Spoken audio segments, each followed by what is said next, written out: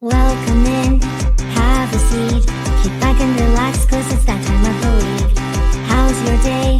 Was it great? Well, it'll get better with Otalku Cafe.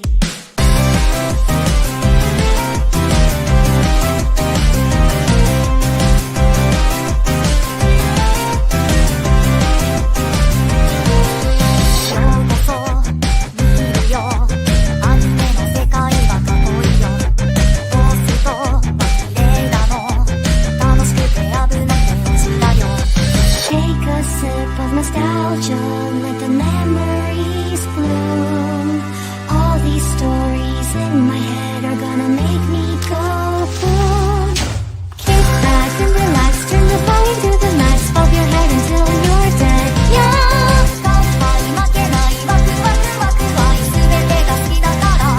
Yeah. Kick back and relax, turn the volume to the max, bob your head until you're dead. Yeah.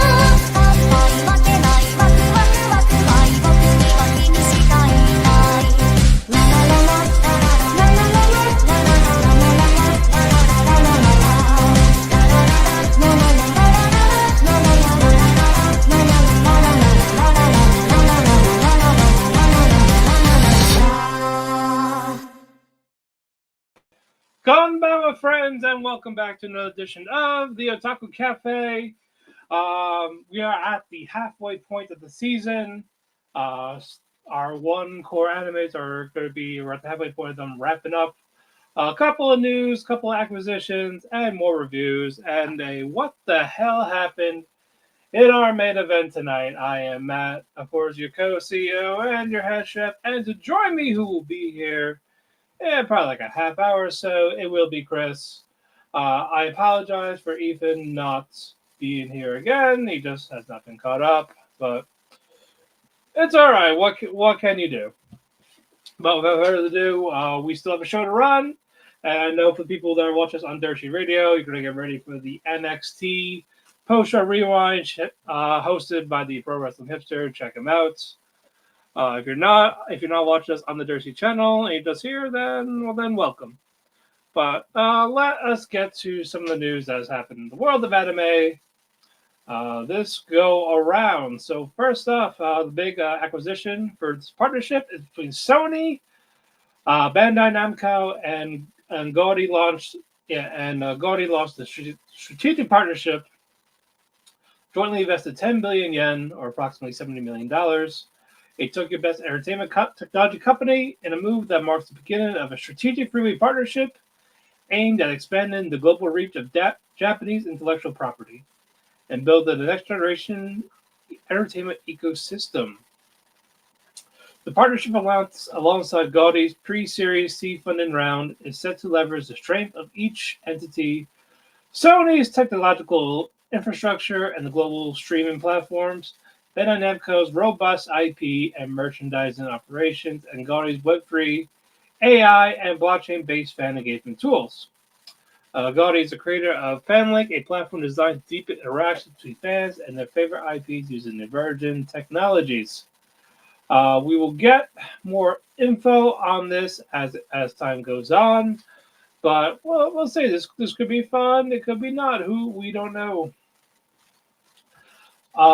Let's see. Original anime, Shinsei Glaverse announced for the summer 2025 lineup. Synopsis for that one is: long ago, harmony across the galaxy was maintained by a sacred star known as the Mother Planet. But that peace was shattered when the Mother mysteriously exploded and vanished without a trace. In the aftermath, the galaxy plunged into chaos and conflict. Yet from the scattered remnants of the Mother Planet, new beings were born, sentient fragments known as the Galverse. Now, these Galverse girls, each imbued with extraordinary powers and an unstoppable Gal spirit, rise to confront the evil organization, space, and society. As they battle across the stars, they begin to uncover the truth behind the galaxy's collapse and the fate of the Mother Planet itself. Wow. Yeah, you know what? It's a Sailor Moon type, and while that does sound nice, I have too much for the summer lineup to add anymore. I cannot add anymore. I'm already kicking myself with adding to Be Hero X, but you know what? The show's still great, so that part at least worth it. The manga In the Clear Moonlit Dusk is getting an anime for winter 2026. Apparently, it's the same person that has created a condition called Love. I watched that last year. That was okay. Very, very bad in the beginning, but it picked up near the end. I'm hoping this one at least delivers. One of them was like freaking Itumi from Side of Affection. Could be the same character design actually. If I'm looking at it. But anyway, every time Yoi Takiguchi so much lets out a sigh, her female classmates squeal in admiration and awe. She has been dubbed the school's prince by virtue of her boyish, attractive appearance and casual disposition. However, she chooses to be indifferent towards the attention she receives and spends her days normally, that is, until the school's other prince, Kohaku Ichimura, waltzes into her life and calls her beautiful. Kohaku is nothing like a prince. He acts faultlessly and does as he pleases. But when he compliments her, Yoi feels flustered, and the way he looks at her gets her all nervous. He is the first boy to acknowledge her as a girl, and her attempts to distance herself prove futile, as he seems to have set his sights on her. While Yoi keeps telling herself that it is nothing serious, even she cannot completely ignore the stir Kohaku causes in her heart. I'm, I will probably give this one a watch. Hold on, I want to see. I'm actually curious about the author. Did he make Side of Affection? Because it seems like it's the same thing in terms of staff. I'm hoping I could be right. I don't know. I am not seeing it. No, Mika made Sugars. No, did not make Side of Affection. Oh well, it just looks so similar design. I had to check. But no, I might give that one an ad. Next one, Ladies Don't Play Fighting Games, is again an anime for 2025. We don't know when yet, so I'm gonna predict it's gonna be for the fall lineup. A hot fighting game played at the girls' school. I had transferred into Kuromi Girls Academy a month ago with the goal of changing herself into a proper lady. Sounds familiar. After meeting the breathtaking Shirayuri Awa is blown away by her elegance and prosperity. Imagine her surprise when she finds out Shirayuri after school playing a fighting game. And if that wasn't perplexing enough, she is challenged to a duel by the unladylike Shirayuri. So you know what? Cool. If it is in the fall lineup, I might pick it up. We will see. But I'm all for video game. It's in the category of cute girls doing cute things. Anyway, moving on. Ninja vs. Gokudo is official for the fall 2025 lineup. Hold on. Heroine Saints No, I'm in all works made and proud of it, is getting a TV anime. I will become the world's most beautiful maid. With her skirt fluttering in black and white, the girl shouted, her name is Melody, a reincarnated former Japanese girl. She now pursues her dream in her new life, working as an all-purpose maid for Four Counts family in the kingdom of Violas. When she makes it, even cheap tea turns into a luxury brew, and dilapidated mansion is quickly restored to new. Cleaning and serving, hunting, DIY, leave it all to her and her magic power, and her powerful magic. Unbeknownst to Melody, this world is actually an otome game, and she is the most powerful and invincible heroine, the Saint. Yet she remains oblivious to this fact. Romance with a handsome man, attacked by the demon lord, work comes first. A fantasy of misunderstood work, and that unknowingly shatters destiny. No release date for that one. I might watch it. I don't mind the otome franchise of the anime, but we'll see. Observation Records of My Fiance, The Misadventures of the Self-Proclaimed Villainess is getting a TV anime in 2026. For a natural genius like Crown Prince Cecil Glow Alpha Star, every day is a bore. And skills come far too easily for him. to the point that nothing can captivate his interest. However, this changes the day he meets someone who never fails to betray his expectations, his fiancée, a self-proclaimed villainess, Bertia Evil no. Bertia claims that it is the world of the Otome game. She has to be reborn as a villainess, and it's her duty to impede the relationship between Cecil and the heroine. Never one to shy away from fate, she zealously takes to her evil role to mixed results. Though she doesn't realize it, Bertia's supposedly evil deeds always come off as sincere and kind. Finally, relieved to his melancholy, there is never a boring day for Cecil as he observes his unknowingly good-hearted fiancée. So, we'll see. It's another Otome one. I might be good at that. But moving on, I think we have one more bit of news. We do. Alrighty, this one I kind of read. Does it count if you lose your virginity to an android? It's getting a TV anime in 2026. Office lady Sudada Akane, age 28, seems like she's got it all together. Beautiful, brainy, and indispensable office work for a robotics manufacturer. Akane's admired at work because her colleagues can't see her at home. Privately, Akane's a hot mess with an apartment that looks more like a landfill than a living space. Could be she drunkenly ordered a new android named Nadeshiko to help her clean up. Well, maybe not good, because the beautiful lady android that arrives is a horny hottie. Akane is about to get more service than she expected. Yes to this. It's the same studio, WW Wave, that's been doing all the erotica lately, like Inakai-san's Dog, Take-san's The Love Bot, Yandere Dark Elf, one that's coming out in the summer. I don't know the title. Let's see, the Plus Size Elf and the Isekai Onesan Paradise. So yeah, he's been doing a lot. They've been doing a lot of edgy work, and it's gonna be like another 12-minute series, as they say. So now we know where they're gonna be with that. But I will still check it out. It's already better than Machina. Again, that one I dropped. Thank God. But that is where we are with that. And now, while we are waiting for my good friend Chris, we're going to do some solos that I am doing by myself. I'm going to start with the Shinunji Family Children.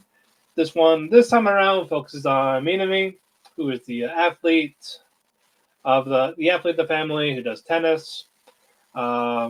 She is also kind of distracted with Katono's claim about, hey, I'm in love with Arata, and I'm glad we're all not related anymore because you're all seen as my competition, and we cannot have that. So Katono made that claim, and people have been thinking about it. Minami's began distracted with her gym, her workout. Also, she has a big tennis tournament coming up for the school, and let's say she's doing a practice. She's interrupted by her senpai Hinata. They have a little round together. Minami obviously wins, but Minami did find out that Hinata is actually going to be retiring from tennis because she could not get into a good school due to her not really winning anything. So she promised her family if she cannot get into a good school, she would have to get a job. So that is what's going to happen if they do not do well in this tennis tournament. But things are not really quite happy with Minami because Arata has been told by one of the maids of the family that that Minami is hurt. She's hiding her injury about her ankle. She has been performing well still, but if she does too much to it while it is hurt, she can get a really bad fracture. So Arata confronts Minami about it, helps out with a little bit of physical training. Minami tries to help Arata stretch, but her chest is on his back. But she seems kind of oblivious to that. But they do. But we're at the next day at the tournament, the second round. Minami's team has obviously won. So that means they're going to the finals next week, and she feels like her ankle's hurting a bit. I think Hinata realizes that, but Minami wants to win just so Hinata can get to school because if their team wins and everything, that it makes everyone look good. Then and Minami tells Arata like, "Hey, I got a physical therapist, or I got a physical therapist now for this, so I really don't need you looking out for me. I appreciate it though, but we are good here." Then Arata's like, "Oh well, all right. If you change your mind, anything like that, I'll be at your game." We go to next week. Arata walks in on Banri in her pantsuit, basically eating, having her breakfast. Arata kind of questions her about it. They talk about the dog, because the dog is starting to get a little fat, even though it's like this guard dog type of thing. But there's something wrong. Minami is not home. They asked all the siblings if they have seen her. Like, oh, she probably got her early. She probably left early to get ready for the tournament. But her shoes that she uses for her physical activities is still at the house. So seems like she ran off, ran away. Probably got too much pressure, or her ankle's hurting. So I'm pretty sure it's gonna be up to Arata in the next episode to kind of, I guess, calm her down. So we'll see what happens with that one. Next up, Evil Lord of the Intergalactic Empire. Pick her left off. Liam bought like 300 ships from Neas after being basically persuaded, seduced. Liam's sensei is really not happy with this because he likes this mechanic girl, but she's been flirting with Liam, obviously. So Yasushi, he's not gonna have it. He's gonna make sure Liam suffers during this, and of course you see the guy in the background, like, yeah, good, like feed off this negative energy. Tasty, as he says. It's still Dio. That's still the best part. But in any event, basically trying to figure out what the next course of action is. They took down a few pirates, and Liam wants to find basically their pirate ship. Well, not the real pirate ship. That's more of want the treasure planets type of thing. So they get their treasure. So that's going to be their plan.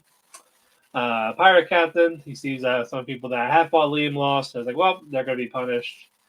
And his plan, I think his name is Goaz. His plan is going to be go warp to them for a surprise ambush.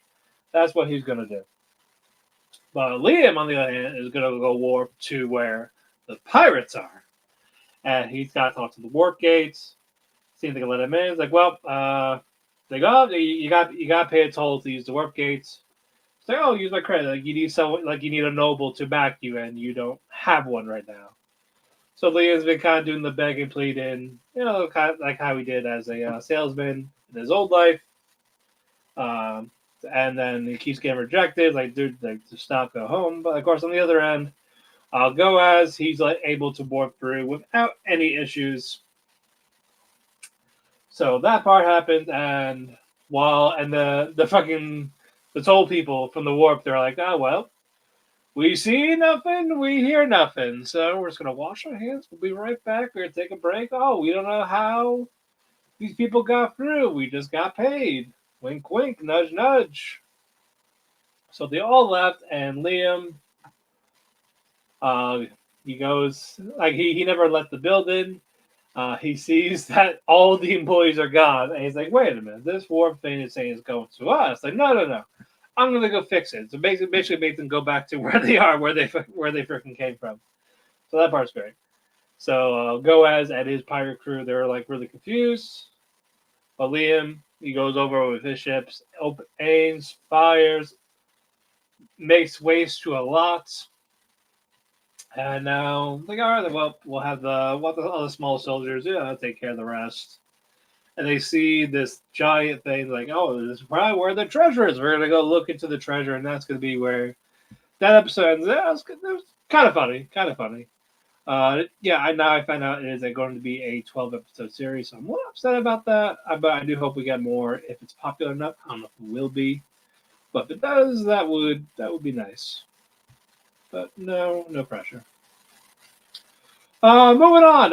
Anne Shirley. One again. This fin is freaking beautiful. And Diana, they're talking. They're making their way over to school, and it looks like there's a write-in contest going on. So Anne tells Diana about her characters, the story she's talking about, and with her hyperactive imaginary event, it's beautiful. And all the other girls they're like in awe of what she's saying. So because of this, they are starting a storytelling club where where classmates can write stories, and can just review them. Like, is it good? Is it bad? That type of thing.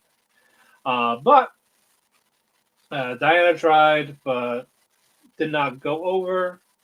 So it didn't go over so well. Like, yeah, the stuff's there, but like you introduce characters just to kill them off.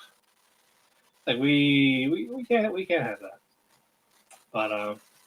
But Anne helps Diana overwrite it, and she reads it to the class. People really do like it. So, like, a round of applause for that one. Like, oh, way to go, way to go. And now we get to the other part, which is dyeing of the hair. What you call it? Anne Shirley, she's depressed in her room, but Marilla doesn't really know this yet. Because, Anne's out playing, getting ready for, her friends and all this. But we thunderstorm. Anne's crying for we heard Anne screaming. Marilla talks to Anne, trying to say, "Hey, oh, I found her. Matthew, don't go running off."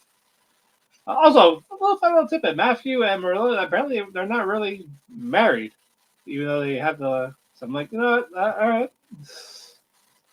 I thought they were, but no, they're brother and sister actually. I actually think that was pretty cool. So so I had that all wrong.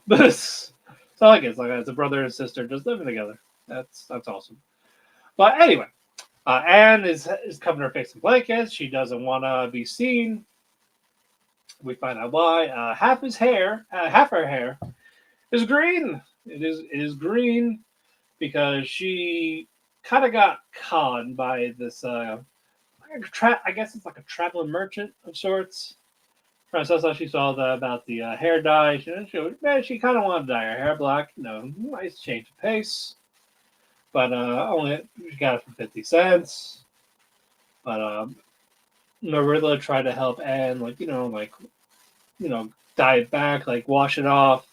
It's not going anywhere. No matter how much she scrubs, washes the hair, the green is still on there. So they resort to one thing that they could do, and that is cutting her hair. Eventually it'll grow back. So she has short hair, tomboy look. A couple of the other girls, I don't know if it was Minnie Mae or Josie, kind of smirking, what happened to your beautiful hair? But you know what, Anne she kind of quickly embraces that she has a short hair style. She knows it'll grow back. Now the other classmates they're happy to see that she's optimistic. So the teacher's happy. Really nice stuff. So I definitely liked that one. That one was good. What about anyone in terms of Solo? I'm not watching that one anymore. Oh no, Sword of the Demon Hunter. Okay. Jinya has been summoned for another, I guess, a case, or the old man has a job for him. I forgot the old man. Juzo. Juzo, as our course from Jinya, look into a demonic painting, and the painting for this one is, hold on, I just watched it, but I need the thing up. So give me the ukiyo-e of Kudanzaka. Basically, with this one, they believe that painting, people believe that painting is cursed, but because of this, the artist has been ill, and then someone basically died. Like the other person that was painting has died. So basically, he wants Jinya to basically look into it to see, you know, like, hey, can you look into this, see what demon possesses this painting, get on more. So, okay, so Jinny's on it. He gets basically Zenji helps him out, and like he goes to the artist. He goes to the art shop that did have it. It's like, well, like I did have this painting, but I got rid of it because of the curse, and I didn't want to basically reflect it on my store. But I do know the person that did make it. So okay, so we're gonna go. They're gonna look for the guy, and I believe his name is. I just saw it. No, no, not you. Hold on. I apologize, ladies and gentlemen. I figured I would have the name up here, but I do not. But let me get it. Doshu Saga. So yeah, Doshu is the original artist of that painting. So Junya goes to check up on him. And basically, Doshu kind of painted this for Junior's foster father, Motoharu. I was like, oh, like, I'll go, I am the foster son. And with Doshu, he kind of explains what is going on with this painting and all this. And basically, he's not ill because of the painting. He is just ill because, well, he's getting old. That was basically more or less like, but what happened with the murder with the other one? Like, I guess it's just an unfortunate incident. Like, there is no demon attachment to this. And with the Ukiyo Kudazaka, that beautiful painting, it was requested by Motoharu, painted as someone that he has cared about when it's about the paint. It's how beautiful Itsu Kihime was, and just how much Motoharu loved her. It was like a lovers to haters type of trope. Motoharu failed to save her when when Jinya and the sister were around when they were younger. So Motoharu would always visit the painter to like look at it, say like get it done right. Like it has to be more. Heck, has to be more beautiful. It has to be this. Has to be that. So basically, this whole thing, like there was no real case. So, but it was nice. It was a nice, fluffy, heartwarming thing, though. But he's curious about what happened with the Nameless as she remained mysterious to the end. Jinya goes back to the soba shop, talking to Ofu. And it's like, okay, like what happened with, basically they asked him what happened with that. And it's like, oh yeah, no, it was about like I saw a different side of my foster father that I never knew. So Ofu talks about her foster father, like he could be like this and that, but he's still my dad. I love him. But no, it was nice with Jinya having dinner, enjoying drinks with his father, like his actual father, not the foster one. But the father like talks about I drink sake because of this and this, and like it used to be like to like keep the nightmares at bay and everything. Now it's just something to pass the time. And Jinya's like I agree. It's like well, we should do this again more often. And Jinya's like what, that sounds great.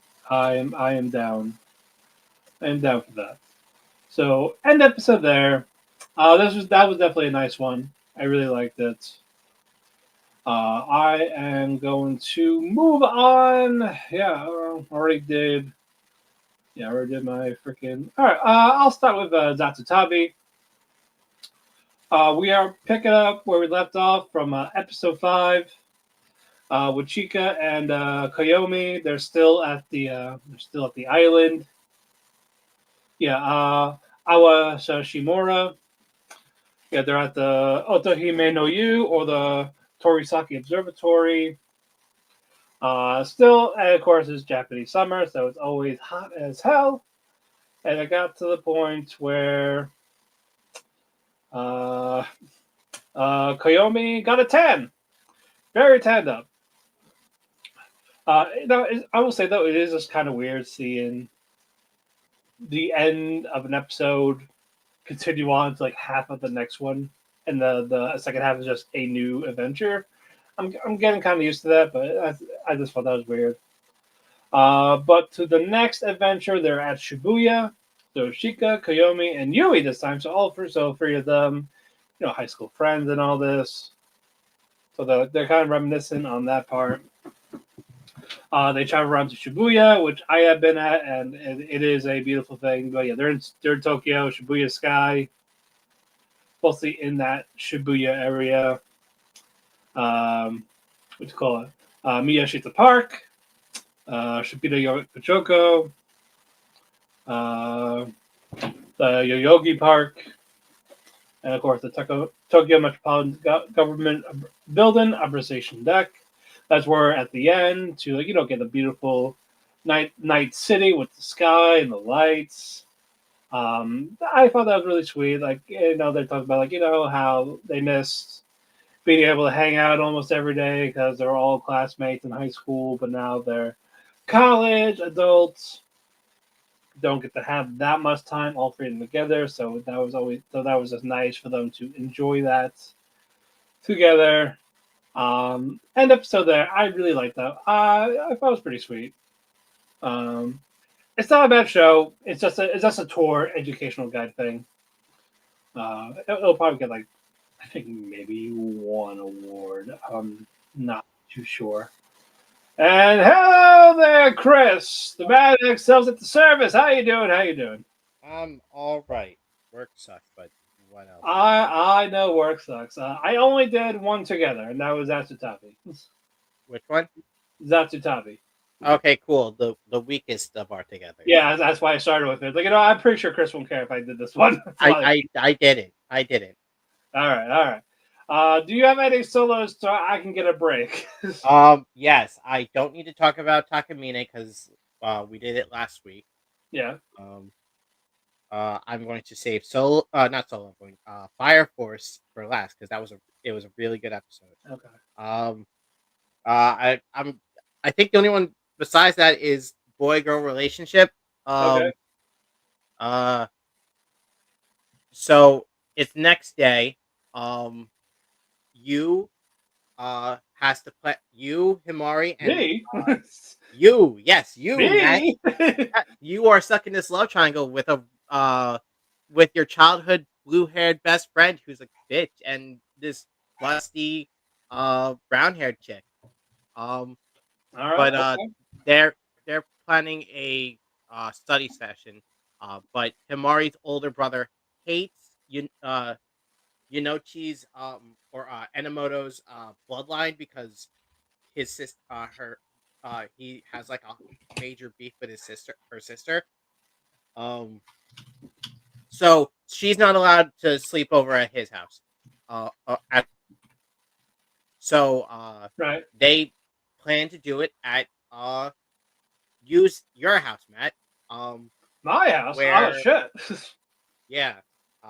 But unfortunately, Himari has student council work, so she can't go for like the good first half. Um, Nothing much happens during the first half. Oh yeah, it gets revealed that during the time where Himari and you were fighting, um, Enomoto confessed her feelings to you. Uh, and he's like, "Oh my god, wait, the girl I've been crushing on likes me, but like I'm about to leave for Tokyo to be with Amari. Uh, I'm gonna have to turn her down." And despite the fact that he turns her down, she's still cool with it and still like confesses to him on like a daily basis. Um, it gets to the point where uh, while this high school age boy and girl are in this house together in their room in main character's room together, main character goes to get a drink, uh, to be distracted from her massive hits. Um, she just jumps on his bed and takes in the teenage boy smell that is all over his pillows. Um, she then passes out, um, while he does more studying. Um, and when it becomes evening, pick her up and she's like, "Oh man, boy smell," and pulls him into her chest just when his older sister and Himari walk in, to see the fidelity. Uh, what else happens? Backstory stuff happens. You explains that Enochi confessed.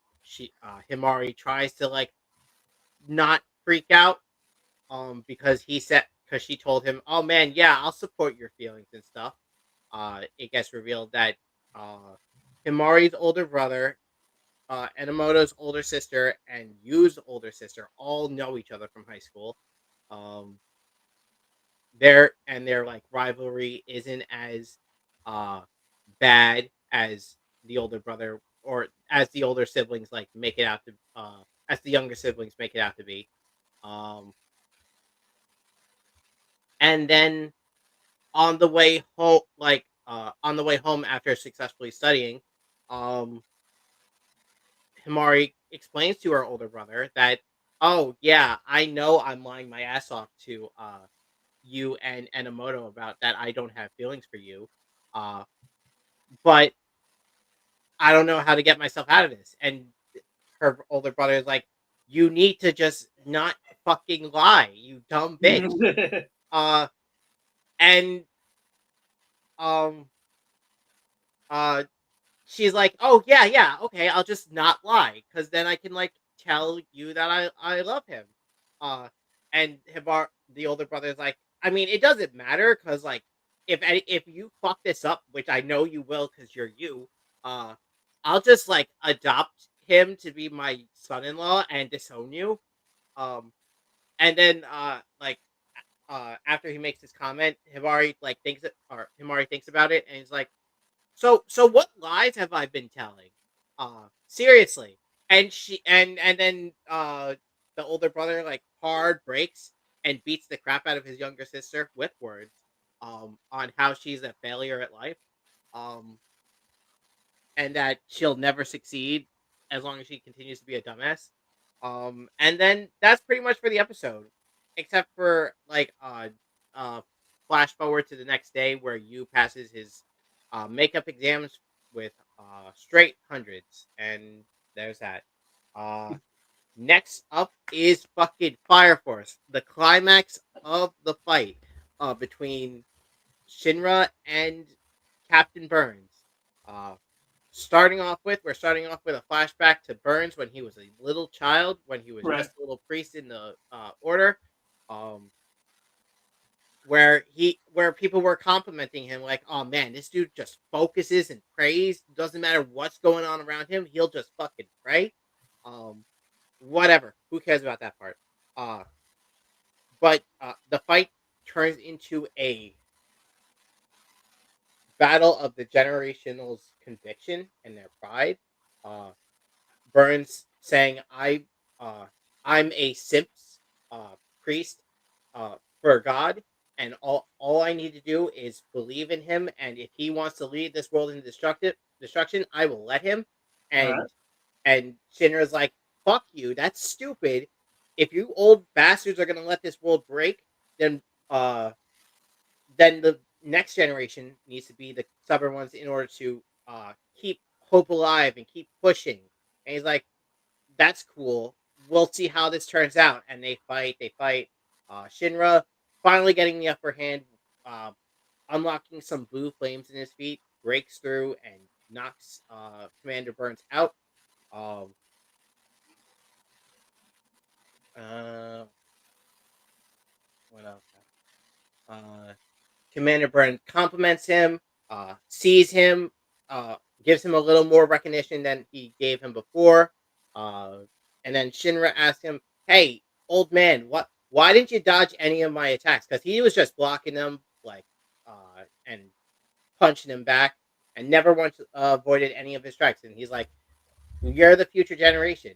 Any complaints you got, I need to take them head on, uh, like a badass." Um, and then just as he says that, he gets impaled through the back by a horn, and it gets revealed that it's his doppelganger. Um, and it just kills him. And when Shinra tries to go rescue him, Joker, who's been standing on the sideline this entire time doing fucking nothing, says, "No, you can't. You need to go save Obi because Obi's been just flexing to make sure the firebug doesn't turn him into a fucking uh, infernal." Um, Back with the other group, um, with the main part of Company 8, uh, they're getting swarmed by the White Clad who are trying to kill him. Uh, Dragon unleashes a death blast from his mouth, which Maki somehow blocks. It's hinted that Iris sort of had something to do with it, but they didn't go too much into it. Um, and what else? I think that's where they ended it, with them being surrounded. Uh, Okay. I think that. I mean, if you want me, I could talk about like a couple other shows that I haven't talked about yet. All if you want, because we guys got 11 shows together. That's it. Yeah. Um,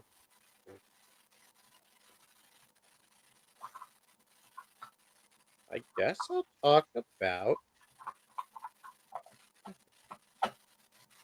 Guess I'll. I guess I'll like briefly mention uh the Netflix shows that are on Netflix this season. I'm gonna start with Samurai Legend Yaiba.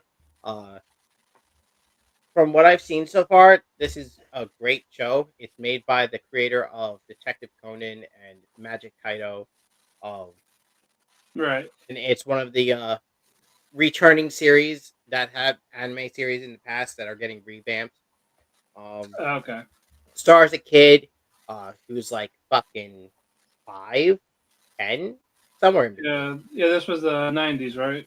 Like Yeah, it was 93, in 94. um who who was raised in the jungle by his derelict father to be the master of kendo. Where have I heard that before? Um, and he just like goes around challenging people to fight until he picks on the wrong dude who gets a grudge and So he's pulls out. Rex. You're telling me he's Rex. Yes, Fight me. yes. Um, and he picks a fight with a dude who randomly finds a demon sword that possesses him, and wants to kill him. Um, in order to, he finds his own demon sword, although it doesn't entirely possess him. But from what I've seen so far, the animation is great. The I'm enjoying the characters. The fucking opening is great. Fucking Blue and Count does it again. Um, and then for the other one, I'm going to talk about Witch Watch. Uh, this is it's a cute magical romance about a witch who used to live in Japan who had to go for training to be a to pass her witch trials or whatever it's called. Um, and she had a childhood friend who was an oni. Uh, they explain it like onis made it so much that they uh by like recent times they lost their horns. Same with Kenku? Not Kenku, that's the D&D. What's the fucking bird demon with the mask? In which one? Tengu. Okay. Oh, Yeah. okay. Uh, Same with Tengu. They've lost their wings because there's a Tengu character. Um, and basically, she comes back and all hell breaks loose. She shows off her magic, Nice. even though there's apparently a prophecy that's supposed to end in her death. And main character who has feelings for her, but won't admit it. needs to protect her from being a dumbass because she uses too much magic sometimes and it gets her into so much trouble. First episode she like flattens herself and she gets stuck in like a crack. Um, but the animation's also well. Uh, and yeah, this is a good watch. Let's go to our togethers now. All right, let's start with Lazarus. Oh my god, this show's so fucking good. Yeah, it's not in any top 10 charts either. That is so strange. I Especially kind because of, like it's like Bebop, except it's not the live action remake Bebop. I think I get why though. It's more of the past 6 episodes, like the plot feels the same, but different settings. Like, trying to find the guy, infiltrate, it's a focus on one of the other characters. It's Hell, not I'm not there, even. I don't and even you're back care to about square Skinner one. I don't even care about Skinner at this point. I'm enjoying the infiltration, the fight. I know. I'm enjoying all that. I'm just explaining to people, like, that's probably why. It's like, yeah, but you know what? If you ignore that, it is fun.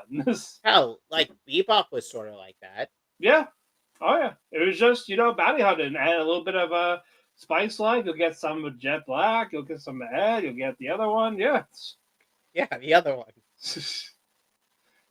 That woman. Uh, But anyway, though, basically they had to go infiltrate this cult. cult, whatever you want to call it.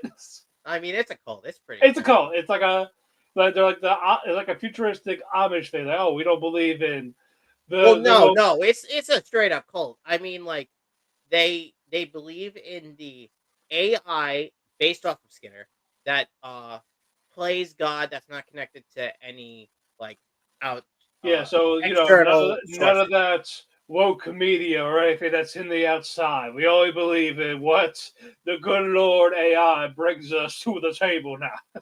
Yeah. Yeah, and yeah, it was apparently where Elena grew up. So it's her and Leland together this time around. Yep, they're breaking in.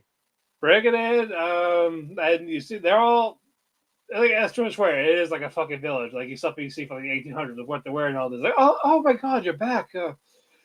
Tell me, are you done being brainwashed by the Sinners. about the woke virus? That's what they call it. It's just like what? I like how the mother doesn't have the name, but the father does. It's fucking Billy. It's Billy. Well, no, that's because he's not her father. That is just I a thought dude. it was the father. He's the leader of the cult. That's why he Okay. has the name. Okay, it was just fun. Like the mom gets the name, that's not the father. Like the father Hell, gets the only two people who have an actual name in that cult are the leader. Billy, Hannah, and I think that's it. Yeah, just those two. Yeah, Billy and Hannah. Yeah, for those that know, Hannah is Elena's friend, and Yep, that's all. yep, yeah. And now they're trying to figure out, when's the right time to hack this AI god thing. Do it at night, sure. Yep, but they're overheard by Hannah. By who? Hannah. Yeah, they're overheard by Hannah, and we'll get to her in a bit. But they go there. They go in the evening. They plug it into that hard drive. And as the uploading was going on, they hear a noise and hey, trespassers, freeze! Drop the freaking flash drive. But the flash drive. Hannah ratted them out, and so because of this, they have to be purified. And for purified, it means burn them alive. The greatest kind of purification. The greatest vaccination.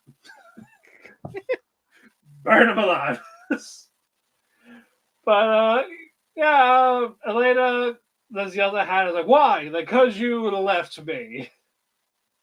We could have gone together. It's like, well, come with me now. I can't. I'm scared. And Leland goes like, hey, like in our bag, I got dynamite grenade. Like I got smoke signal. Just light it. Just light it if you're gonna help us. In the morning. It's time to burn them. It's time to burn the heathens. But Hannah, and then my thought was like, wait, what the fuck is a smoke grenade gonna do? It's just a fucking the flash smoke signal. Yeah, it's just a smoke signal. That's not going to stop them from being for burned Axel, alive. it's for Axel and the others to show up. But they're like freaking out, like, oh my god, it's smoke. And the fucking thing like falls on Billy. Oh yeah, the AI Yeah, Naga. yeah. And then the crew gets there. They take the AI's data, whatever memories, and they're gonna basically try to look into it and say, hey, maybe we'll find Skinner this way. They have 17 days now. Oh, don't forget, fucking what's the main character's name? Main character talking shit to the fucking AI. Was I a good god? No, Naga, You were the you were the worst. shittiest. Go fuck yourself. But yeah, no, that was fun. Yeah. Moving on, let's do a Haran-san. This focuses. We get more on the Aharan-san, so Ren and Eru. In the first half, it mostly focuses on the kids, like the kids that Aharon plays with. Yeah, first Riku does. Yes. Yeah, and then fucking Funaba goes, "You fucking Shotokan." Like what? Like what? Where do you hear these words? Where do you hear these? Where you're like 10? It's like not even. Maybe 8. I don't know. And they no, like okay, all right. You're not taking my 8-year-old boyfriend. You're just having fun and making friends. Okay, you're not a threat. And and she sees that he's flustered. Like we're gonna fight. We're gonna fight. On God, we fight. Then it's the brother. Yeah, then it's Ren. And it's like, oh wait, you're a boy? Oh man, we could be friends. Yeah, hold on. Yeah, before all that, she was helping out Asushi with I guess his Pokemon deck or whatever. Yeah, they're fixing the deck, and then fucking Futaba goes, "Who is this? Who?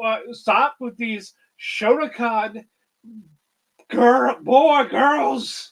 It's like that's my brother. Yeah, Howard eventually comes like that's my brother. Yeah. What did he teach them to do? Like, what were they playing? Oh, they're playing Cats and Robbers, I think. Yeah. Yeah, they were playing Cats and Robbers. Yeah, and now the next day it's fucking Eru now. Oh wait, we didn't talk about how like the kid got flustered with Ren, and then she got fucking pissed. Yeah, it's like we're gonna fight. She like at 8, he's falling for the surprise penis. I was like, no, you don't do that. You don't none of that. Yeah, now Eru's involved, and now the kids ask her to teach them how to skateboard, and she fails hilariously. Well, no, she shows them what not to do. Yeah, we'll call it that. It's like crouch down, like don't do this, don't act like you're in pain. It's like you're Mochi the Rock or some shit. And she asks her brother and sister to help her teach her how to skateboard so she can teach them. But by the time she goes there, they're learning something else. And Futaba with the what do they call that with the rope? Make designs with the rope. Cat's cradle, yes. Yeah, that's what they were doing next. And now Futaba sees another Aharon, but taller with tits. And it's like, hey, it's the true Aharon King. Yeah, exactly. The true Aharon King. Damn it. I love their explanation. Oh, this is just the Aha King, like their true form. Yeah, here's Mighty King with no tits and shorter. That's just her weakened state. The boy one, Mighty King. This one, Ultra Legend, True King, the base King. Yep. But in that, Eru actually gets along with Futaba the most, and Eru talks about her like siblings and all this. Like, oh well, Aharon's Aharon, like Ray's Ray, you're you, I like you. Let's be friends. As they're all tied up with the cat's cradle, and she sees that Eru and Asushi are tied. They're like, all right, we're fighting. I'm gonna fight him. Second half, Eru and Ren, they want to do something nice for Reina, for being, this awesome older sister. Well, we want to do something to show our appreciation. So Ren calls Rhino. Say, hey, could you help us out? Everyone's like, no, I don't. Why is he here? Why is this home wrecker here? Just come out and say it. We know what you're trying to say. Like, yeah. And like, well, Ray Nene likes him, so we're gonna have him help us because he knows what she likes. Make stuff for food, like potato soup or some shit.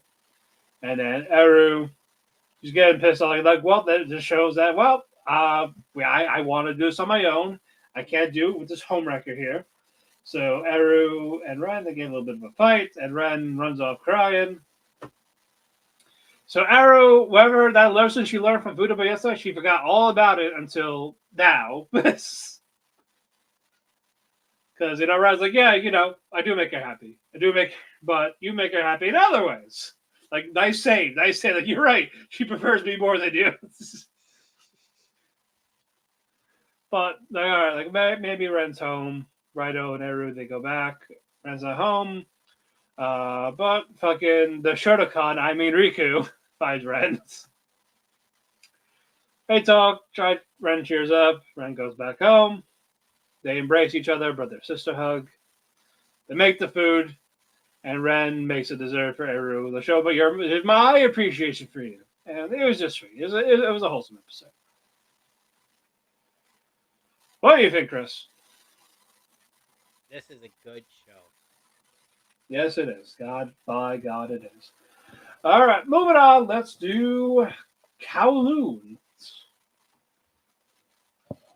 Miyuki, he is summoned by his father. Like, hey, maybe look like a fool. Don't do that again. Yeah. Well, he was in bed with... He also mentions that, I know about that pet you got. Fucking deal with it. The what? He knows about fucking Gwen. Yeah, like, I know about your boy toy. Yeah. End it. Say what? But, Gwen confronts Miyuki. And as they share that passionate kiss, he fucking bites him. Yeah. Bites him. Like, I guess this is how it's going to be. I mean, if it was the circumstance, I would say hot as fuck. But, not in this circumstance. Chris, what else happened? Gwen went to go meet up with Kujirai. And Yame, right? Or just Kujirai? Well, Yame was there, but Okay. she just wanted to meet up with Kujirai. While Miki mentions that no, that happens later, where he goes to the clinic. Right. But Gwen basically tells Kujirai and Yame, "Oh yeah, so clones are just a thing. No two people. Like, if you and a clone exist in Kowloon, one of you, the fate goes away. So, that Kujirai B is gone. You're here. Yeah. And now the question is basically kind of, did Hajime kill Kujirai? And he's like, no, they were engaged. But he's definitely hiding. He's definitely hiding something. Yeah. But we're not going to find out from Gwen yet. Yep. But Kujirai lets Gwen and Yaume by themselves. And they talk about that real absolute self. Yep. So she's like, so it's going to be like, I know something you don't know. So what's the twist, you think? In regards to which part? What happened with Kujirai? Oh. I don't even think there is a twist. I think she just fucking died. And she just took her look? No, I mean, like, just something fucking happened, like, completely, like, oh, she got hit by a car, something fell on her head, knocked her out. Or, so, like an amnesia type of thing? Yeah, it could be that. That'd be an interesting one. But I'm definitely intrigued with this series. I just want Oh, a good payoff. oh! It's also revealed that Mizuki is fucking. What's the appropriate word? Is it transvestite? He's got both male and female. Intersex. Yes. Yeah, that one. Okay. Yes. Yeah. Yeah, and He's apparently an intersex. Yeah. yeah, and he wants to use the genitera. Fucking, I hate that. I Yeah, realized. because he's also completely sterile. Yeah, I hate that. I realized the fucking pun in that in the j- uh the giant thing in the sky. It's genitalia. Genitalia. Oh. Apparently, it's used to like create new people in order to get memories. Mizuki's dad is using it to create his dead son or something. Um, Gotcha. uh, and then they talk about how, oh, Kowloon's such a weird fucking place. Uh, I can't go there even though I've lived at the original one the same time you did. This fucking one random chick who's never fucking been there before gets to get it for free. What the fuck is with this place? So yeah, Kowloon. That's just nuts. Yes, it is. Yeah, Kowloon Wall City is no longer around, folks. If you're trying to go there, you're not going to. You're only going there if you're lucky. Not like it got It's demolished in actually like good. '94. Well, no, there's a second one. Come on. Oh, No, I the mean, talk about the Wall Park or whatever. no, I'm talking about how there's a second one in the fucking show. Okay, You I'll just talk. need to I'll talk about the real lucky. one. You need to be lucky and find it. You have to believe. Only those with the pure of hearts, of nostalgia and everything, can go see this place. This magical place. All right, moving on. Rocks the Lady's Modesty. Arisu is finally getting along with Lilith. Wants to know, hey, next time, take me to your next show. But I swear this is all Yuri school. Like it's in the criteria of you have to be bisexual or lesbian, pansexual to get into the school. With how these other schoolgirls are going fangirling over anything a higher up girl does. There you go. Welcome back. Why? Yeah, but I'm talking about modesty and how this whole school it's all lesbian school. Oh yeah, of course. It's in the resume when you fill it out. Hell, the main character's name is Lily. Yeah. Um, But Lily she's a cat up the tree. She's like, oh, I could definitely save it, but that's not that's not my job. ladylike of me if I do it. And then you get this prince androgynous person, Tina, saves the cats and goes to swoon Lilisa by touching her hand, like, you okay? And you see other woman there just going doki doki. I'm like, calm down. Calm down. Do these girls have any fun? They love to says being Lex. Yes, they love to says being Lex. That is, they are in lesbians with each other. But moving on, Lilisa, she found someone that actually answered her ad for the get a new band member. No, it wasn't someone answering them. It was underneath the reply for the gig. Okay. They were just saying, "Hey, I'm at this one place. The name's Shiro, by the way." Also, you forgot to mention Tina recognizes Lily from the performance. Yeah, and as she was about to talk to her about it, Lilisa quickly walks away. Also, for her next step to being a noblewoman, she's a part of the student council. Yep. Part of the student council, and of course, Tina is too. Yeah, she's the vice president. Yep. But Tina is talking to Lisa. Also during this, Otaha, she got a message about someone, an old friend. So she stormed out. No practice today. Yep. Well, Tina, she's not. She can practice. She's just not going to take part of it. yeah, but Tina found the room. Is like, I want to play. I want to be in your bed. As she brings up her stuffed teddy bear, whatever it is, is like talking for it. I'm like, what happened to her? What happened to this Prince Charming person? All of a sudden, oh my gosh, she has low self esteem. I I fucking can love it. use this. I could sell this, yes.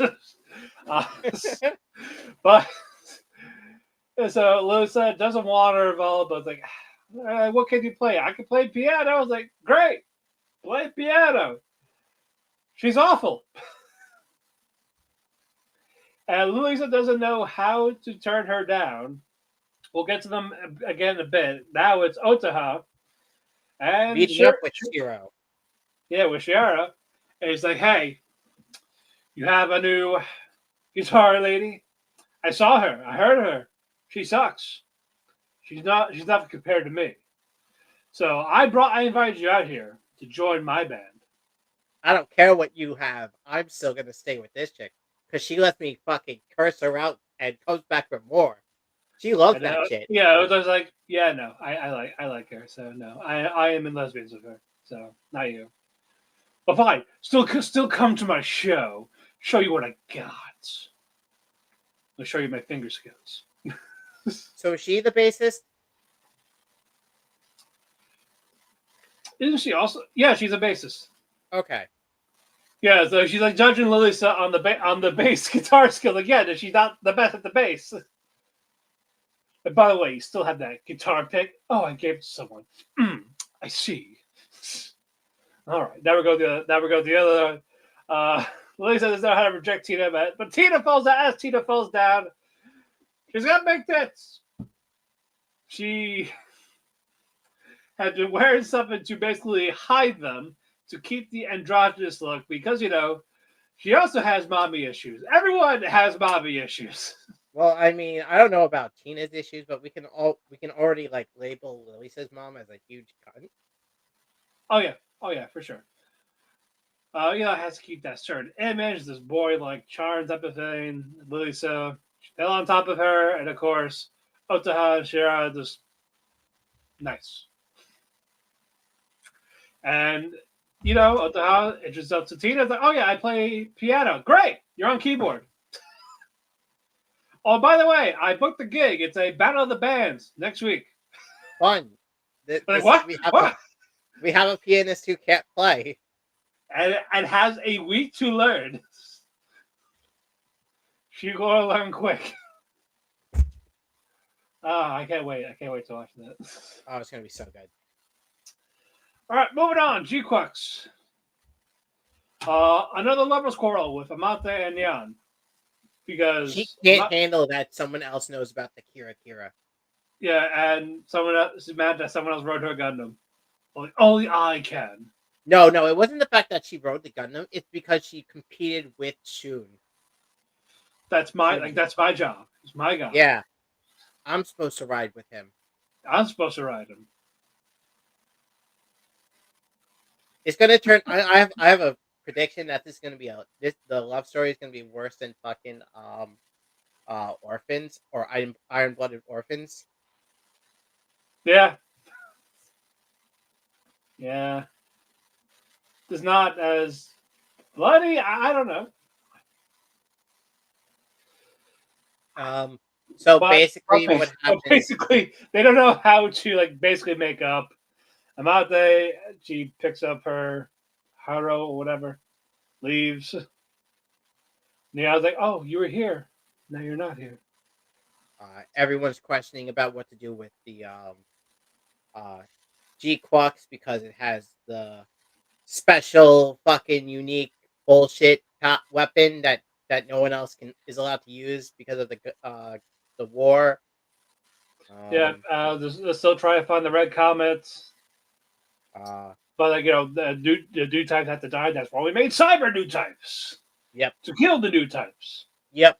And the Xeon or the Colony 6 people are preparing to kill whatever the fuck her name is, because she's coming to visit Yeah, Kowloon Six, Anki goes to visit. What's that blue hair bloke's name? the lieutenant, the Yeah, captain.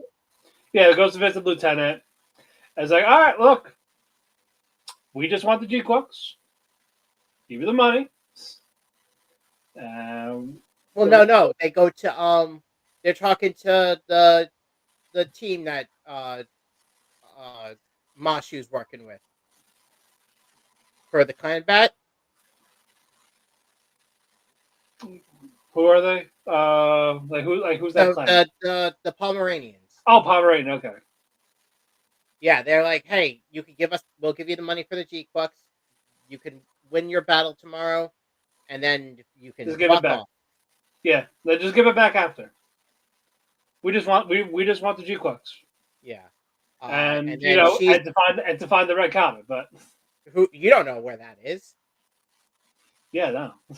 Um, Well, the Pomeranians are talking in their headquarters, and Masha overhears how they're gonna fucking ditch them and sell out the Red Comet's location because the leader followed Mashu to where it is, yep. It's and like she's freaking out. we'll give them the red Gundam, and then we'll just destroy the GQuuuuuX. Fuck Machu, fuck Machu Picchu. He used to be in school anyway. And one of the teammates just tells Machu like, "Hey, don't go to school tomorrow. Don't go to the duel. Trust me, you're not gonna like it." Oh yeah, and at school, Mashu had like a fight with Yeah, the she gets mob chewed of the out teacher. for her career thing. Like, oh, what do I want to be when I go? I don't want to swim at Earth. Fuck you, that's stupid. That's not a career. Shut up, Mom. You don't You know don't know me. what me. And she just leaves, playing Linkin Park in the background. Numb by Linkin Park to their headset, like fucking Shinji. She makes up with her girlfriend at the lovers' quarters. Like, oh, we have to protect Shinji and the Red Gundam. We gotta hide them. We gotta put them somewhere. And that's where the episode ends. Kinda, yeah. That was just getting ready for the duel. Like, what's gonna happen? So, fun stuff. Why can't they just fly back to Earth in the Gundams? I mean, like, I know the re-entry is gonna be a bitch, but like, I they don't could still like know. do it. I mean, it's been done before I don't know in Gundam. I don't know if it's like blocked off or. Oh yeah, another thing they fucking mentioned about. Oh hey, we got a massive industrial sized air conditioner to fix the holes that are in the fucking atmosphere. Yeah, I was like, that's not how that works. But okay, Gundam. I'll take a giant AC. My goodness, but What? No, they're saying the AC is going to be using to fix the atmosphere. I know. I was like, what? Well, why? Fucking horrible. Next up, Vigilantes. We get our origin story come full circle. Yeah, I forgot how little Stain is actually in this series. Right, but Stain, before he's Stain, he's working with the Queen Bee for right now. Who's working under? Oh wait, no, that part's not known yet. Okay, never mind. Forgot what I'm gonna say. Working with this bee villain. But hey, if they take this drug, you use your quirk to test it out and kill them. Yeah, you can kill these yakuza. Yeah, you can kill these hooligans like Kugizaki. Let's give him more of this drug so he can go berserk and that's an excuse for you to kill him. Follow my plan. It's a good plan. Plan is great. I'm gonna make you a star, kid. But as Stain is fighting Spike villain, fucking The Crawler sees this. It's like, hey, I know you. It's like, hey, you're gonna kill him. Like, we can't have that. Yeah. So that's not very kosher. That's not very hero-like. So, Koichi, he goes to save the Spike villain. But, Stain has their blood, Yeah. paralyzes him. It's like he's about to kill him. But here comes Nicolas Cage. I mean, Knuckle Dust.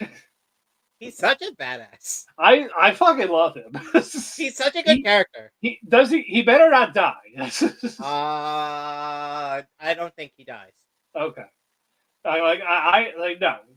I'm not gonna have a Vern have a favorite character just so they can die. We're not doing that again. That trope is over. That trope is over. Oh my god. I Yeah, can't it is believe over. it's over. Yeah, we also dropped that, but Yeah. but no, Knuckles, he's like, here's this line. I dare you to cross it if you want them. Like, or you can leave. So Stain goes, you know what? If I go there, I'm gonna fucking cross it.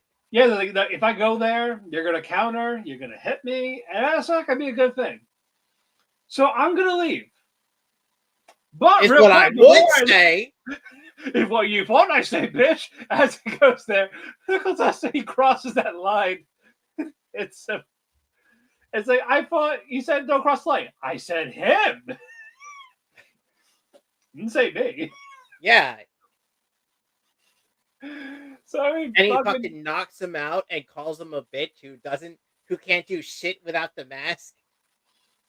yeah, mask breaks. He's now the form. This is where his origin story begins. He's no longer that whatever he called himself. Stenhall. Yeah, Stenhall. Yeah. Yeah, and now because of this, he is staying the blood of the. The only really healer that matters was All Might. Yep. And it was so fucking cool. So I dug that. Like, okay, good. Now we get some context of his characters. Yes. Well, do you want to talk about Makinabot? I don't. I'm not going. I'm not going to. And I was like, because I'm not going to, because I stopped watching this. Let us do Apothecary. Oh man, Jesus Christ, Jinchi is scary. Yeah, she's fucking pissed. Yeah, no, like he's still trying to find out old ladies, fucking threatening everyone who comes his way. And consequences of his dad, the old emperor. It's still a thing. Yep. Yeah, he's getting desperate to find Mau, nowhere to be found. He goes to like this grave site because it's only a special grave site in the rear palace because it's only for people that the emperor, the old emperor, knocked up when they were underage. So they get their own special grave site. I'm like, my God. And because only when I'm streaming this or helping you with this, it goes out. It doesn't go out any other time I fucking use this thing. But in any event, yeah. So she goes to the special Drake graveyard and sees the clinic lady there. And he goes to question her, like, hey, you've seen Mau. Tell me where she is. Like, and he's like grabbing her arm, like being kind of like she's about like cyanide herself. Fails to do so, but she's like broken. She's like breaks down crying because he looks so much like the old emperor. And she's like, you remind me so much of him and all those things. Like, who are you talking about? You know who I'm talking about. Mr. Like Some Young. like who are cursed to be here, stuck in the rear palace.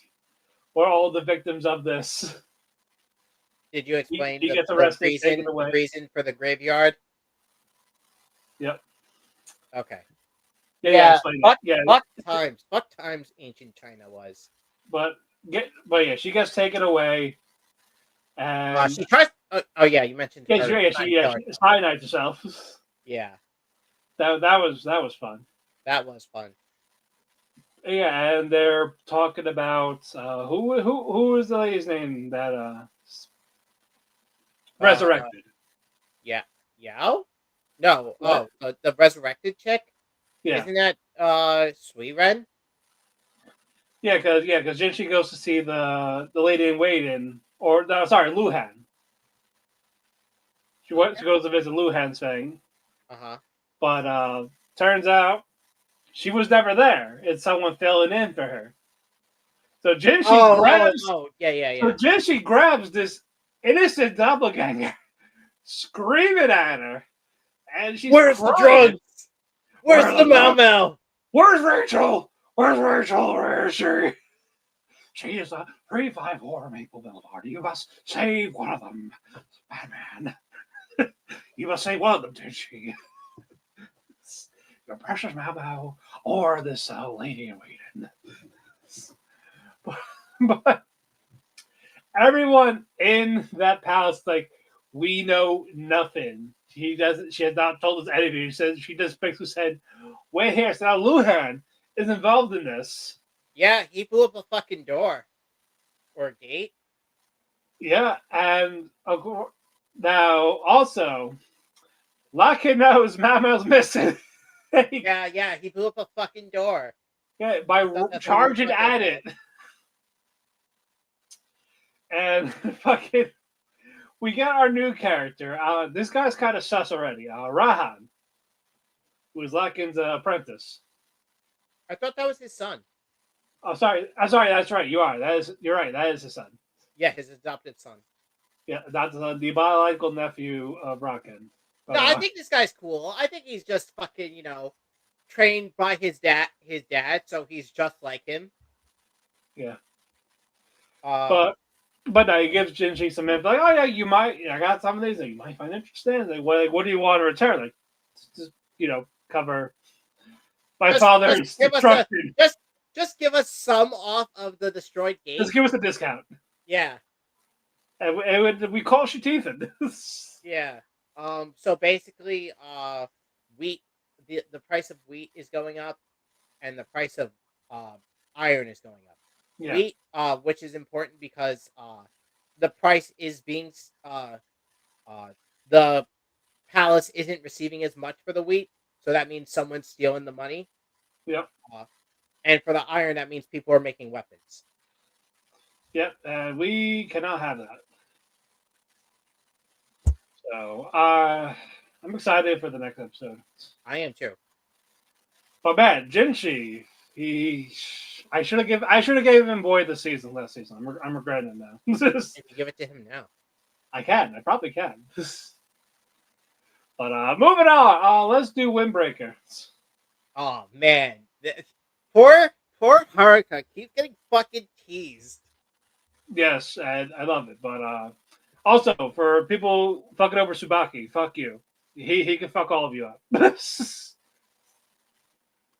saying that now. Fuck all of you. Man. Downloaded because of him. If only the guy from fucking Otanoko became like Tsubaki. Like cool? Yes. Likable? Yes. He's understanding of why he does what he does, and I actually liked the little history lesson we got from the old elderly couple. Also, but yeah, before we get into that, yeah, they're visiting the elderly couple, or mostly the widow, the old man. Because, Tsubaki goes, cheers him up. Up with chores, keeping company. I think he's been kind of depressed. So Tsubaki brings Sakura, Shino, I think. Hayato and Niri. Yeah, brings them. They clean up the house a little bit, and Haruka, his flustered, his tingling. Apparently, it goes when he experiences love, when he sees something that's has a romantic aura. Yeah, and that's basically it's just type of thing. But they're like questions like, are you sure he's depressed? He seems happy here. But Tsubaki like oh no, he's definitely hiding something. Yep. He won't tell me. So we're gonna go tomorrow. The old man reminiscing about his life with his wife. And Tsubaki's like, hey, let's go on a date. Let's get you out. And also before that, real quick, Tsubaki explains to his friends why he owes that family everything. As when he was younger, he was into cute things and everything like that. but he never had the opportunity to do any of that because boys have to like manly things, like mud, toy soldiers. I'm not trucks, girls, but basically, he's gotta be like Scott Brown, and he drives a truck. Exactly. But he saw the old man in like this pink shirt. It's like, wait, he's wearing pink. It's fashionable. It looks good. Like, oh yeah, my wife has this fashion sense. Like, I wear it, all this. So he's been hanging out with them. And when the old woman was away for a minute, he tries on like the makeup. Well, no, he looks at it. He doesn't try it on, and then the wife. Sorry, yeah, she puts it on him, and then the old man's like, "Oh wow, you actually look really good." And then he breaks down crying. He's crying. Like, well, why do I like this? Why do I feel happy? And like, well, did you know back then for heels, medieval knights wore them, to keep their balance when they're riding horses, when they're shooting arrows. Lipstick was what was lipstick? What was lipstick? Lipstick was used to like ward off charms and spells. Yeah, like men wore makeup, or to appear more formal, because that's okay. But that part wasn't mentioned. But that's also part of history. So I thought all that was just really cool to hear, and they're right down about like like what you like, be who you are, forget what people tell you, and that's a really good message for people. And Tsubaki's happy, and that's why he's actually like dresses feminine, likes his pretty stuff. So he owes everything to that family. That's why he checks up on the old man, even though he's a widow now. But now we get to, and the old man kind of opens up a little bit. Like, he's like, "Do you think she was happy to marry me?" So we found out it was an arranged marriage, and he always had that feeling like maybe she just didn't like being around me.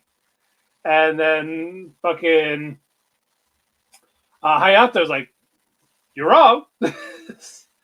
Well, first I'm going to piss you off, make you feel upset. Like, but she actually did care about you because, that tree over there, like, it means this.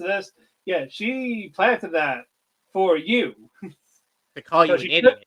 Yeah, because she took what you said to her. Like, you don't look my way type of thing. Like, well, here, I'll show you. I'm going to plant this fucking tree. And like, yeah, you, Sakura, you get that. You get that tingling feeling when you see something that, it's like love, and you're like, what do you make of this? It's happy. It's like, a happy feeling. Yeah, it's a happy feeling. Like, so the old man's crying happy. But I love the little clip there. You see the old woman kind of be like, kind of tsundere, like, type of thing, like pout. Yeah. And she planted the tree. That was great. Really nice stuff. If we didn't do Windbreaker, I probably would have said this before. But we picked up our main events. We'll get to that in a little bit. Yeah. But moving on, let us do Hero X. Matt, it sucks to be a hero in this place. Yeah. Well, it sucks in general because, like, you could just be a random dude who, like, jumps in front of a truck to save someone, and then you get superpowers. Yeah, it just all it takes is people to cheer for you to get the public image. You get that power boost, and the new Isol, or what's his name, Ying? Yeah, Yang Chen. Yang Chen, okay. Yang Chen, like, he's doing well as a new Isol, getting a lot of updates and all that. And just the Isol people, the actual ones, are like, we gotta stop this guy. Like, he's more popular than the real one. And no, it's not at that point. He's stealing fans, but he's not more popular. Which, hey, those cheers should go to the real Isol. Yeah. And hey, how do you feel about the new Isol? He's not really answering these questions. He doesn't. So the PR's like, all right, well, we'll handle it. We got you. So they do a TMZ type of thing, like, oh well, turns out the whole thing was staged, with the two kidnappers. So yeah, this new Isol, he's a fraud. Don't listen to him. So some people believe it, but a lot of them were like, no, no, no. No, that was legit. He actually saved him. Yeah. It's mostly hit the two friends. I forgot their names. Uh, but she's the girl questions says, "Hey, no matter what, as long as you be you, you're fine." And the other dude just basically sets up a whole like fucking bat cave for him to make his tech. Yeah, like Um, just here's updated stuff. Like, yeah, you can get actual equipment. yeah. And the girl like questions him because she finds out, oh, you actually like the band chick, the singer chick that I like. Yeah, Why July? yeah, Cyan, yeah. Lucky Cyan. Yeah, Lucky Cyan is like, Why July? And he's like, he was about to show the ticket. And he's like, shit, I I forgot him at forgot home. those at home. No, Like, did this concert happen yet? no. Okay, It should have. It should have happened. because it's like, oh, it's next week. It's definitely been a week. Yeah. Um. Uh.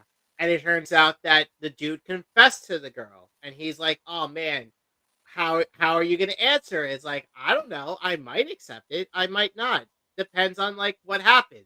Totally hinting that she's totally into him, but he's too dense and uh uh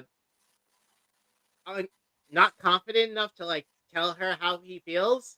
Yeah, Um, maybe but maybe if I wear the mask, I'll have more confidence. yeah. Um, But no, but he Yang gets like gets to taken in. hear. He gets taken in due to the allegations, and the PR people are like, "Hey, if you stop being the new Esol and you We'll drop all tell this. everyone that you're a fraud, we'll drop the charges." Yep, And then have some dignity. You can get a little bit of that. uh, Just say, hey, I'm not a hero. I'm not Esol. I'll stop being Esol. And then that guy comes and say, nah, not so fast. I object. Like, we have I have evidence. truth shows up. Yeah, that too. I'm like, yo, he's just yeah, well, yeah, guess what? He's poor. He doesn't know how to do any of this. He has no way of communicating, like, especially with stuff that advanced to coordinate this. So there you go. So he's innocent. He actually saved them. He's the hero, not your Esol. In Go your fuck face. Yeah, exactly. Go fuck yourself. And as they're Yang celebrating with the girl, they're talking a bit. It's raining. He opens up like, hey, yeah, you know what? I did lie about that. I don't want to do that anymore. But as they're going to the hideout, the guy is wearing the Esol mask. Sees a shooter. And gets shot in the fucking head. Yep, he did. I'm just like, wow, all right. So another cliffhanger, and no one knows what happened 2 episodes ago. Wait, there's 2 episodes left? No, I'm talking from the last 2 episodes. Yeah, Moon yeah. got shot. Moon. Yeah, We're fucking still Moon got shot. She's dead again. This is like the third time they killed Moon. I need to know how they interconnect, damn it. Yeah. Give us the cut. All right, moving on. Our co-main, Shoshimin. Good God! I played him like a fucking fiddle. I'm fucking. Jeez, I was just like, oh no. He really. Okay, so basically, what happens is, everyone finds Osanai at the crime scene with the fucking hammer, and the red-haired dude who's her boyfriend is like, "Hey, I know it was you," and here are all the reasons. Like, and she's like, "Oh yes, give it to me, go harder." No, before that, though. Before that. Oh, yeah, Tango and Kabato, they're having a little. They go, like, this is probably the last time we're going to talk to each other for a while, or ever after this. Like, I really don't like you, Kabato, but all the interesting things that have happened in my life are also because of you. Wait, I didn't understand that because, like, season 1, he was like fawning all over him. Hey, come help me. Come help me. I guess more of he had no choice. Like, He I don't invited like him. you, but I He don't like invited you, him but I know you're over just good. for fucking hot chocolate. But it's like, yeah, so we're not really gonna talk much after this. Like, yeah, we go to the same school though, but it's like we might be done. Just know that. Yeah, I think So they're in their final year too. So like, yeah. But Kabato, he goes to the fire. He sees that there's a gas tank. Gas 3 tank. gas tanks. Yeah, 3 of them in there. He's trying to knock the door open, no budge. But here comes Osanai with an axe. Hammer. Sorry, hammer. Starts bashing it.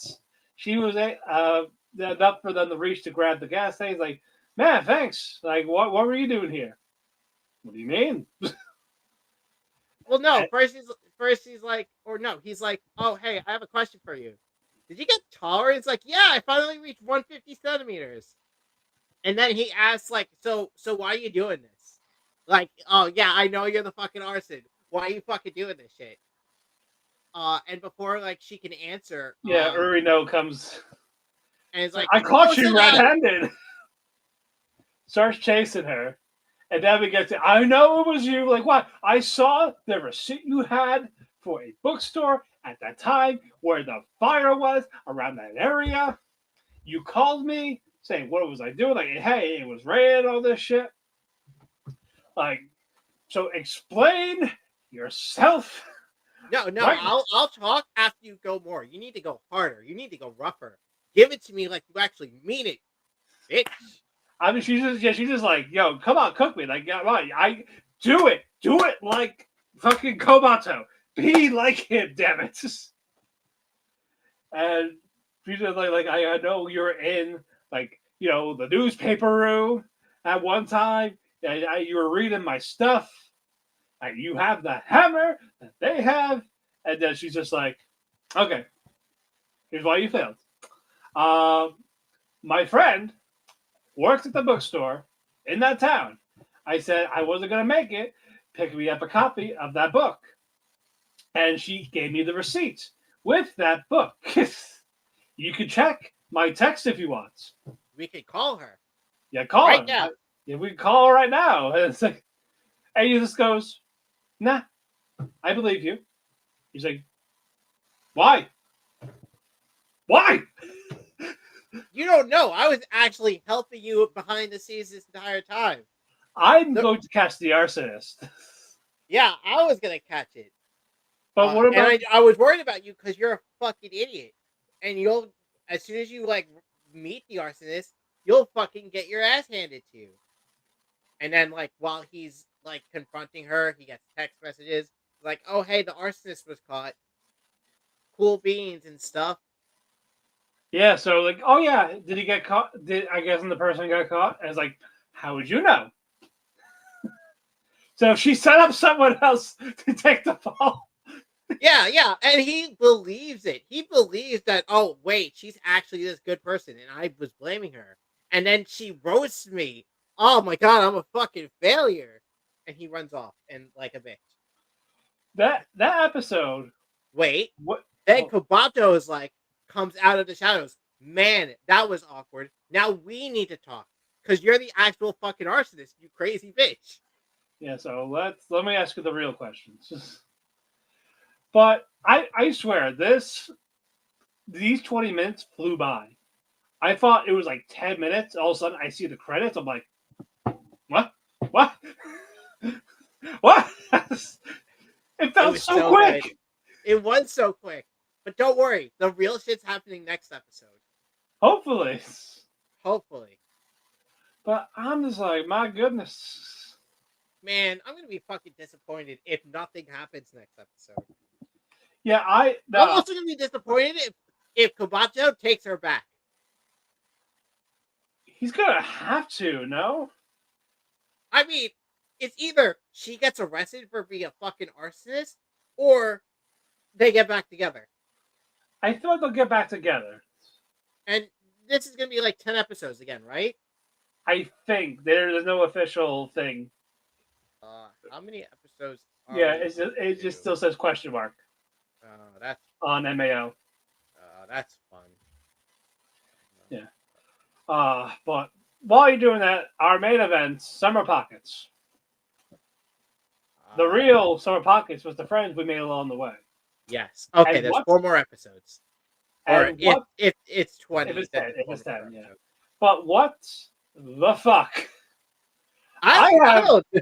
I have so many questions now.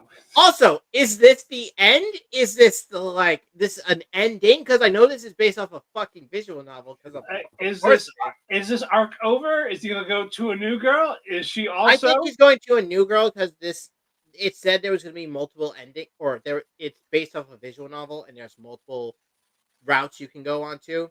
This is the weird route. So who's the next route? The blonde, the blue hair, the one I don't like, Shiroha. I don't know. But It could I'm be just, the pink-haired girl. It could be her. she disappeared. Yeah, she was also a ghost. Also, Yeah. spoilers. What happened? But no, Hayari and Kamome, they find the pirate ship. They get on the pirate ship, and she's like, Kamome "Oh my goes, god, I I remember." remember everything." And she then fucking disappears. She turns into butterflies. These weird butterflies. And Hayari's just like, what? What happened? Like, was she never real? You had to, but people saw her. People saw her. They talked to her. I'm like, why? Don't worry. What happened? It gets dumber because, like, okay, so he takes he comes back later after freaking the fuck out about this thing, and finds the suitcase which was still there, like in Opens a it up. puddle, which he totally drowned in. Remember, because he was drowning last episode, Yeah. and she saved him. And he's like, okay, I'm gonna go through this and try and figure out what's in here. There's fucking women's panties. Gets caught by the pink-haired chick. Yeah, Umi, yeah. She questions him, what the fuck are you doing? Why are you doing this? This is not what. And he's like, don't tell anyone. Fine. Yeah, and he finds a book. Yeah, it's basically like a notepad belonging to the owner of the actual owner of the suitcase. Yeah. Which is Kamome's mom. Yeah. And it turns out, my daughter, she had this adventure she wanted to do. We wrote this book. I wrote a book based on this adventure. A book, which is not real. And it got a bunch of praise from kids all over the place who wanted to go on this adventure with her. Yeah, and so here's my question. So we learned that the adventure never happened. How the fuck does he have memories of it? I don't know, because it's all in the book. Baby's like, oh wow, it's like I was really there. No, but why do we have yeah, sure. Kamome was based off the main character was based off Kamome. Yeah. But why is the boy based off of the main character when he was never there? And why does he remember it? I mean, yes, he read the book, but he shouldn't have memories of this shit happening, especially when he's in a coma. Yeah, I don't know, and he apparently wrote a fan letter to him when he was a kid. And Kamome's like, hey, let's make this adventure a reality. Let's make an actual pirate ship. Yeah, in 10 years we'll find. Yeah, because it's not the pirate ship is there because Kamome's parents were like, yeah, fuck it, we'll buy an island and we'll buy this pirate ship for her. Yeah, we'll do all this that way. In 10 years, the people that are fans of the book or a fan of Kamome, they can go on this adventure together when they're older. Yeah, well, cool. Except Kamome has clock cancer, and she's in a coma right now. Yes, and so this is never going to happen. So, but we go nighttime. Takahara sees Kamome. Kamome is like, I'm basically here to say goodbye. They kiss. Yeah, they kiss. They share sweet kiss. Except it's a dream. Yeah, Takahara. He's like, I love her. I'm in love with Kamome. Base, but shame she's in a He's coma. in love with a ghost. Why is it the ones I like get the worst luck? The one that he should be with. Not really a childhood friend. Oh, fucking. Yep, not really. Yep, not really a childhood friend. She disappears. Takahara's like, no, don't go. I love you. And he wakes up. Yeah, then he wakes up. He sees all. Sorry, yeah. He then goes through his he calls his mom and says, hey, can you bring this book that I have? See if I actually have this copy. And yeah, it does. The fan letter she wrote back was in there. And so Takahara, the idea was he was gonna read all the fan mail that got sent and write back to them to basically bring them to this island to go explore the pirate ship. Yeah. So a bunch of people, great turnout. And he has Shirone, or whatever the fuck her name is, make the flag. Yeah, made the flag, and then really nice job. Like it was exactly like it was in the book. Kamome gives like, okay, all right, Takahara, now I'm really going for realsies. No, you're not. You're the captain. You gotta fucking tell us where we need to go. We're gonna look for the One Piece. Yes, and the One Piece is actually the underwear you're gonna take off me on our wedding night. So you're saying it's the Holy Relic? Yes, it's the Holy Relic. Oh, that's so and then all of a sudden we get fucking Umi. Oh well, I guess they met up, and she disappears. Yeah, she was also a ghost. I'm like, why? What happened? About? Is she like their daughter? She died? Like, well, I guess I can't exist anymore. I don't know. I don't know about this island, and now this episode made me go, now I gotta know. You were just coasting until this. 6 episodes in, my goodness. Yeah. Oh yeah, this is why we had to close it, because it's just like, what the fuck? Yeah. Nuts. But closing thoughts? Fucking crazy. All right. With that, the cafe is closed. Thank you all so much for joining us. You can follow us on social media platforms, whether it's Twitter at Otalku Cafe Anime, Instagram, Threads, Facebook. Follow me on Twitter at DamonPhoenix12, or follow my Instagram at House Husband Cosplay. Follow Chris at CRYSCEPHYR at his social media platforms. If you listen to us on Spotify, Apple Music, Amazon, iHeartRadio, wherever, give us a 5-star rating. It really does help us out. We want to thank Dershi Radio, W2M Network, and Chairshot Media for hosting us on their social media platforms, especially on the YouTube.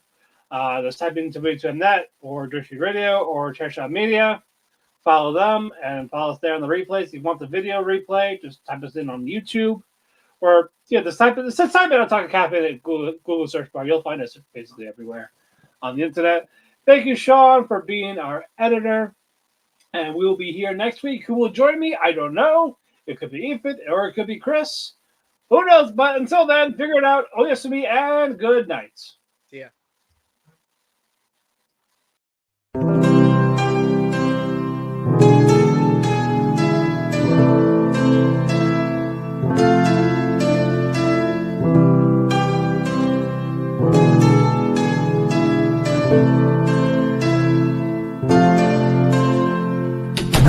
The sun goes to sleep, I find myself in a heap, because it hurts so much to be away from you. It makes my day when I get a text from you, but still I say goodbye again. Let's hope this isn't the last time that I see your face, but hey, it's fine. I know everybody needs a mistakes.